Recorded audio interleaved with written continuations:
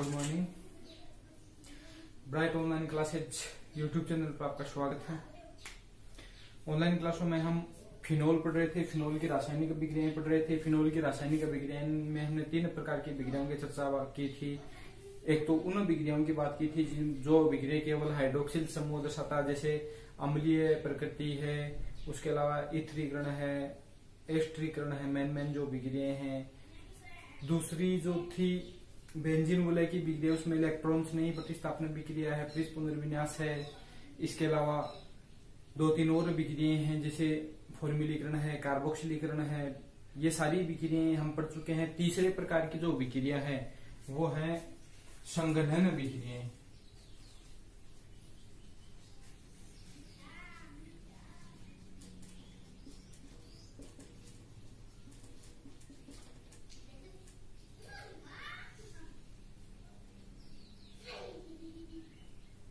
संघनन अभिक्रियाएं यानी फिनोल है वो कुछ यौगिकों के साथ क्या करता है, संघनन करता है और एक नए प्रकार के उत्पाद का निर्माण करता है। वो संघनन के फलस्वरूप उससे कुछ सह उत्पाद के रूप में छोटे अणु का निष्कासन होता है। संघनन का मतलब आपस में क्या होते हैं, जुड़ जाते हैं। सबसे पहले हम बात करें संघनन में एसीटोन के साथ अभिक्रिया।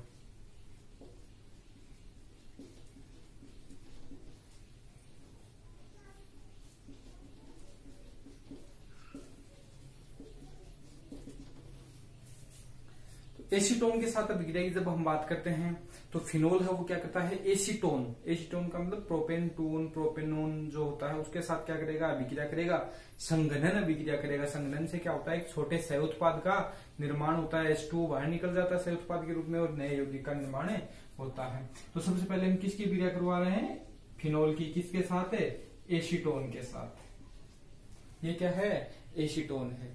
ठीक है। कीटोन श्रेणी का यौगिक है, प्रोपेनोन इसका आईपीएसी नाम है। इसके साथ कौन अभिक्रिया करेगा, फिनोल। अब देखो फिनोल कहाँ जुड़ेगा, क्या करेगा, वो भी मैं साथ ही बता देता हूं। जब हम एसीटोन की बात करते हैं तो एसीटोन में जो अपना फंक्शनल ग्रुप है कौन सा, कार्बोनिल समूह है, C+O। उसकी हम बात करें तो देखो ऑक्सीजन की विद्युतीयता अधिक होने के कारण इस पे क्या रहता है, आंशिक ऋणावेश। इस पे क्या रहता है, आंशिक धनावेश। यानी मैं कह सकता हूं ये क्या है, एक प्रकार का इलेक्ट्रॉन्स ने ही केंद्र है। क्या है, इलेक्ट्रॉन्स ने ही केंद्र। अब इसकी अभिक्रिया हम किसके साथ करवाते हैं, फिनोल के साथ करवाते हैं। तो देखो हमने जब अभिक्रियाएं पढ़ी थी या फिनोल की अनुनादी संरचनाएं पढ़ी थी उस वक्त पढ़ा था कि फिनोल की अनुनादी संरचनाओं में इसकी ऑर्थो और पैरा स्थिति पर इलेक्ट्रॉन घनत्व क्या हो जाता है, अधिक हो जाता है। फिनोल की अनुनादी संरचनाओं में इसकी ऑर्थो और पैरा स्थिति पर इलेक्ट्रॉन घनत्व क्या हो जाता है, बढ़ जाता है। तो इलेक्ट्रॉन घनत्व बढ़ेगा तो वो इलेक्ट्रॉन जो है उस डायरेक्ट कहाँ अटैक करेंगे, इसे कार्बोनिल जो कार्बन है उस पर अटैक करेंगे, जिसके कारण इस बंध के इलेक्ट्रॉन ऑक्सीजन पे आ जाएंगे। ठीक है। और यहां से क्या निकलेगा, HOS कहां जुड़ जाएगा, इससे ऑक्सीजन के साथ। ठीक है। इसी प्रकार इसी का दूसरा अणु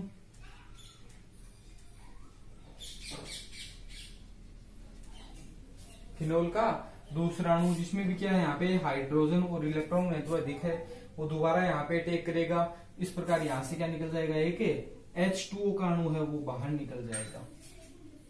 किसका अणु बाहर निकल जाएगा, H2O का। और H2O का अणु बाहर निकलता है तो ये दोनों जो कंपाउंड है कौन, एसीटोन और फिनोल, वो आपस में एक दूसरे से अच्छी तरह से जुड़ जाते हैं। इसलिए इन अभिक्रियाओं को हम कहते हैं संघनन अभिक्रियाएं। क्या निकला बाहर, H2O अभिक्रिया से बाहर निकल गया है। H2O बाहर निकला तो बचा क्या, CH3 CH3। जो ऑक्सीजन है वो भी बाहर निकल गया। यहाँ पे ऑक्सीजन द्विबंध से जुड़ा था, उन द्विबंध में से एक बंध किसके साथ, इस फिनोल के साथ, और दूसरा इस फिनोल के साथ आपस में जुड़ जाते हैं।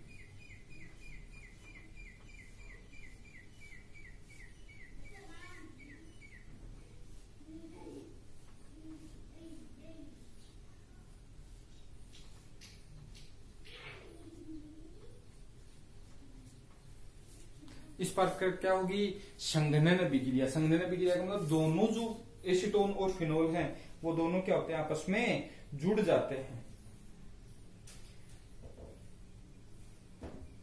अब इसके आईयूपीएसी नाम की हम बात करें तो देखो किस किस से बना है, ये बना है फिनोल और एसीटोन से। तो सबसे पहले हम इसके सामान्य नाम की बात करें तो दोनों से बना है, कौन कौन से, फिनोल और एसीटोन से। फिनोल कितने हैं, फिनोल है इसमें दो, दो के लिए हम क्या लेते हैं, डाई या बिस, तो नाम क्या हो जाएगा, बिस फिनोल। क्या नाम हो जाएगा, बिस फिनोल एसीटोन।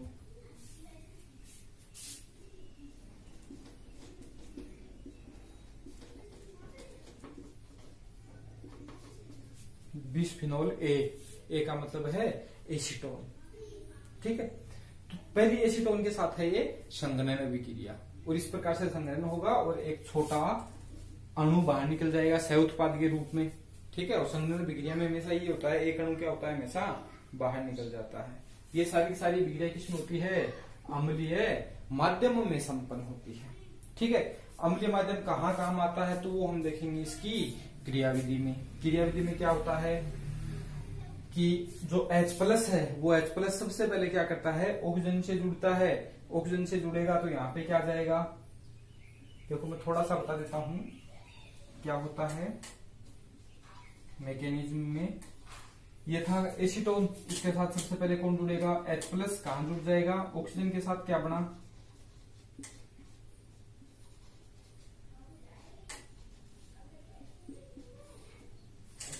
ऑक्सीजन पे प्लस चार्ज आ गया। अब इस पे प्लस चार्ज आ गया तो बन के इलेक्ट्रॉन कहां से ले लेगा, द्विबंध से, द्विबंध से लेगा तो डायरेक्ट क्या होते हैं, इस ऋणावेश के जो इलेक्ट्रॉन हो वो कहां के जुड़ जाएंगे, इसके साथ आके जुड़ जाएंगे। इसके साथ आके जुड़ेंगे तो देखो क्या बनेगा, CH3 COH।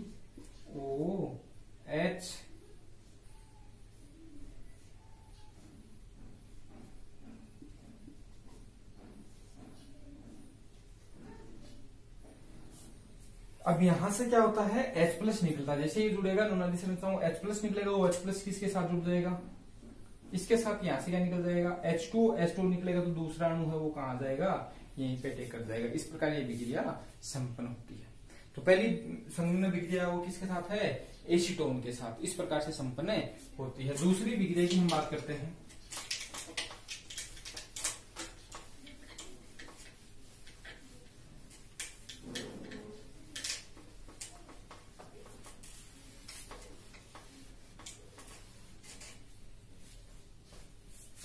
दूसरी है डाइएजोनियम लवण के साथ।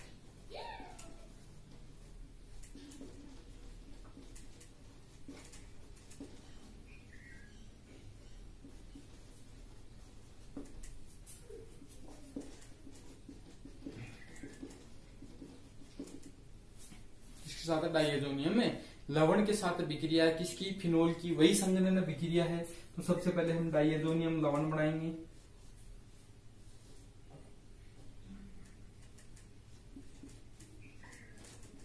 N2Cl।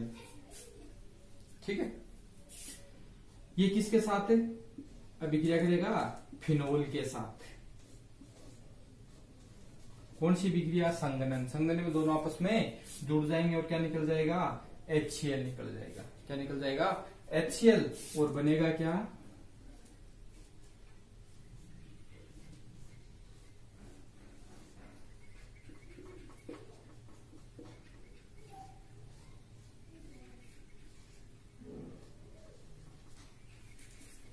एक नया कंपाउंड उड़ गया, साथ में बाहर क्या निकला, HCl। ठीक है, अब ये जो कंपाउंड बना इसका नाम क्या हो जाएगा, देखो इस पैरा पोजीशन पे जो एजोबेंजीन है, इसकी पैरा पोजीशन पे क्या जुड़ा है, हाइड्रोक्सिल समूह। तो नाम क्या हो जाएगा, पैरा हाइड्रोक्सी एजोबेंजीन। नाम क्या हो जाएगा, पैरा हाइड्रोक्सी एजोबेंजीन, जो किसके रूप में काम में लेते हैं हम, डाइज जो होती हैं, रंजक जो होते हैं, वर्णक जो होते हैं, उनके रूप में हम काम में लेते हैं। ठीक है, दोबारा मैं लिखूं, फिनोल की विक्रिया डाइएजोनियम लवण के साथ करवाने पर पैरा हाइड्रोक्सी एजोबेंजीन का निर्माण होता है, जिसका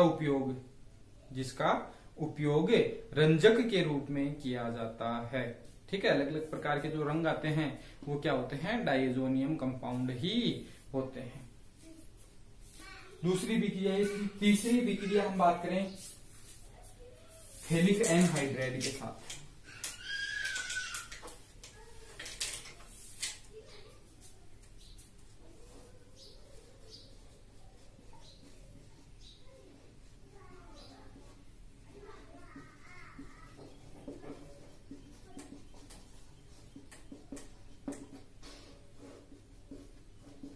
किसके साथ है?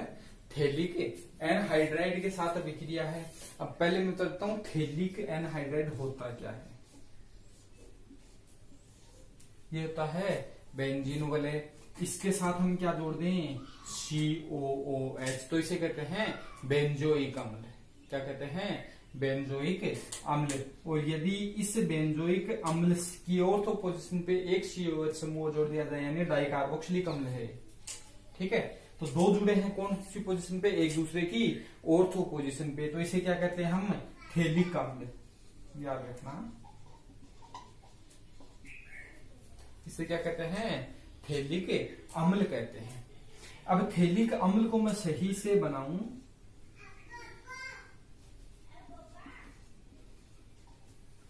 तो इस थैलिक अम्ल को जब क्या करते हैं? गर्म करते हैं, तो यहां से क्या निकल जाएगा? H2O निकल जाएगा। क्या निकल जाएगा? H2O। और किसका निर्माण होगा? यानी अम्ल के दो अणुओं को जब हम क्या करते हैं? गर्म करते हैं, अम्ल के दो अणुओं को गर्म करते हैं, तो किसका निर्माण होता है? एनहाइड्राइड का। यहां पे भी हमने क्या किया है? उन्हीं अम्ल के दो अणुओं को गर्म किया, यानी अणु एक ही था। कौन सा था? थैलिक अम्ल, जिसमें दो COH समूह एक दूसरे के नजदीक थे, इसको हमने गर्म किया, क्या निकल गया?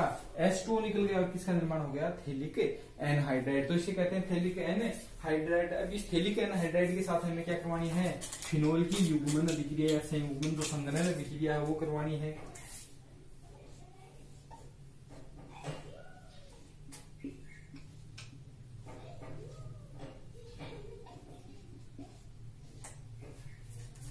इसके साथ करवाएंगे।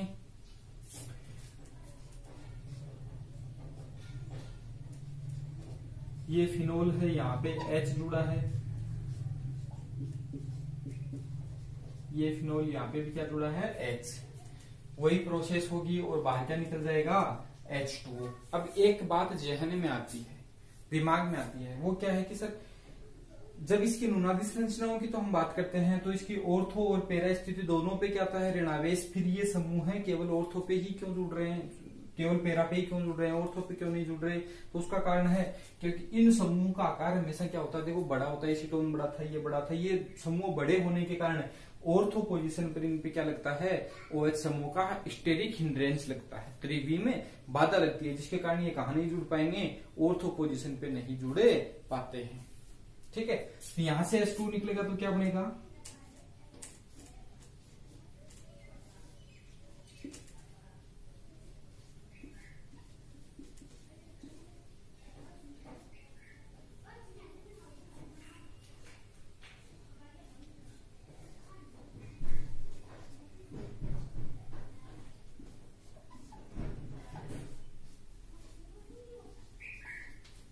ये कंपाउंड बना, इसका नाम है फिनोफ्थलीन।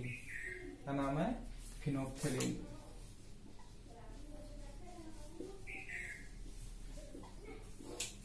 और ये एग्जाम की दृष्टि से इंपॉर्टेंट, याद रखना कि फिनोफ्थलीन है, उसकी संरचना कैसी होती है। एक तो इस पार्ट में आ गया। दूसरा, हम जब 17वें पार्ट की बात करते हैं दैनिक जीवन में रसायन, तो वहां पे भी क्या आता है? ये कंपाउंड है, डाइज के रूप में ये कंपाउंड हम काम में लेते हैं, पिगमेंट जो होते हैं उनके रूप में, तो वहां पे इसकी संरचना पूछी जाती है। ठीक है, कि फिनोफ्थलीन की संरचना है वो कैसी होती है? फिनोफ्थलीन का संरचना सूत्र लिखिए। तो ये फिनोफ्थलीन का संरचना सूत्र, यदि हम इसको छोड़ दे, केवल इसको याद करना चाहिए, तो क्या हो जाएगी? कंफ्यूजन हो जाएगी, आसानी से हम याद नहीं कर सकते। लेकिन हमें ये याद हो कि फिनोफ्थलीन का निर्माण कैसे होता है, तो हम आसानी से कर सकते हैं। किससे? थैलिक एनहाइड्राइड की अभिक्रिया जब हम किसके साथ करवाते हैं? फिनोल के साथ करवाते हैं, तो युग्मन अभिक्रिया द्वारा किसका निर्माण होता है? संयुग्मन अभिक्रिया, संघनन अभिक्रिया द्वारा किसका निर्माण होता है? फिनोफ्थलीन का निर्माण होता है। ठीक है, इस अभिक्रिया द्वारा किसका निर्माण हो गया? फिनोफ्थलीन का। लास्ट जो अभिक्रिया है वो हम पढ़ेंगे फॉर्मेल्डिहाइड के साथ अभिक्रिया।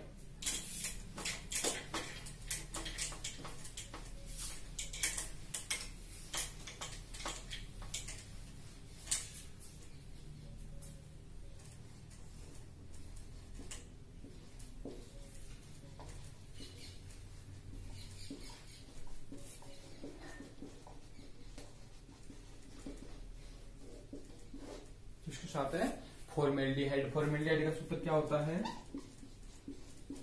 यानी इस समूह को हम क्या कहते हैं, फोरम समूह, और इसका क्या बनाते हैं, एल्डिहाइड, तो क्या हो गया, फॉर्मेल्डिहाइड। ठीक है, इस फॉर्मेल्डिहाइड की विक्रिया हम किसके साथ करवाएंगे, फिनोल के साथ। तो देखो क्या होगा,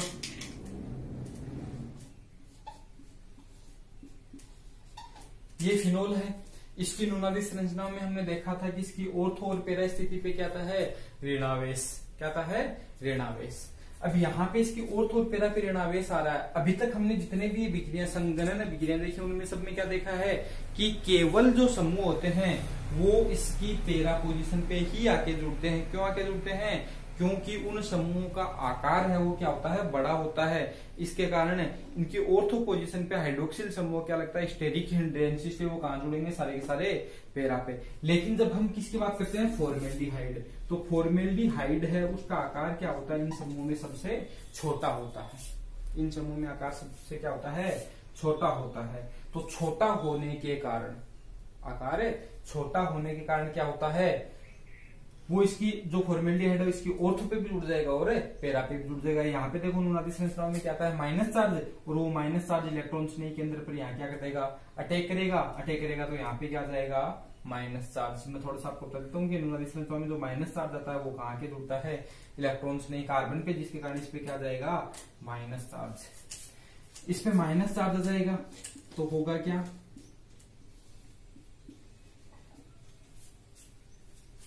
यहां से क्या निकलेगा, H प्लस, CHO क्या था, माइनस, और इस पे क्या जुड़ गया, H प्लस, तो क्या हो गया, CH2OH, क्या हो गया, CH2OH। इस प्रकार से विक्रिया संपन्न होगी। ठीक है, तो ये किस पे जुड़ा है, ऑर्थो पे, और इसकी पैरा पोजीशन पे भी जाता है अनुनादी संरचनाओं में ऋणावेश, तो क्या हो जाता है, इसकी पैरा पे भी ऋणावेश आ सकता है, यानी इसकी पैरा पे भी ये समूह है जुड़ सकता है, CH2OH। ये है किसके साथ, फॉर्मेल्डिहाइड के साथ। आकार छोटा होने के कारण ऑर्थो पे भी जुड़ सकता है और पैरा पे भी जुड़ सकता है। इस अभिक्रिया को कहते हैं लेड्रर-मानासे। क्या कहते हैं, लेड्रर-मानासे अभिक्रिया कहते हैं। किसके साथ है, फॉर्मेल्डिहाइड के साथ है। कौन सी अभिक्रिया है, संघनन अभिक्रिया है, याद रखना। ये है जो फिनोल होता है उसके लास्ट प्रकार की अभिक्रियाएं हैं, संघनन अभिक्रियाएं, वो समाप्त हो गई हैं। फिनोल है वो भी अपना समाप्त हो गया, बचे हैं केवल इसके उपयोग। तो फिनोल के क्या क्या उपयोग हैं, सबसे पहले हम बात करें तो फंक्शनल ग्रुप के रूप में फिनोल को हम कहाँ काम में लेते हैं, प्रयोगशाला के रूप में, प्रयोगशाला में विक्रम के रूप में काम में लेते हैं। इसके अलावा जो इसकी लेड्रर-मानासे अभिक्रिया है, फॉर्मेल्डिहाइड के साथ जो संघनन अभिक्रिया, उससे जो उत्पाद बना है, उससे जो उत्पाद बना है उसका उत्पाद बेकेलाइट जो बहुलक होता है, जिसमें नोवोलक है, रिसोल है, ठीक है, उनको बनाने के काम में आता है। तो इसका फिनोल का उपयोग कहाँ आता है, बहुलक के निर्माण में। मुख्यतः कौन से बहुलक के निर्माण में, बेकेलाइट, ठीक है, जिसे नॉन स्टिक हैंडल वगैरह बने होते हैं, मजबूत जो प्लास्टिक होती है बोलते हैं हम इसको। तो इनका उपयोग बेकेलाइट बहुलक बनाने में। बेकेलाइट के दो रूप होते हैं, रिसोल और नोवोलक। हम बहुलक वाले पार्ट में अच्छे से पढ़ेंगे, वो विक्रिया यहाँ, ये विक्रिया वहां काम आएगी बहुत ज्यादा, ठीक है, तो याद रखना।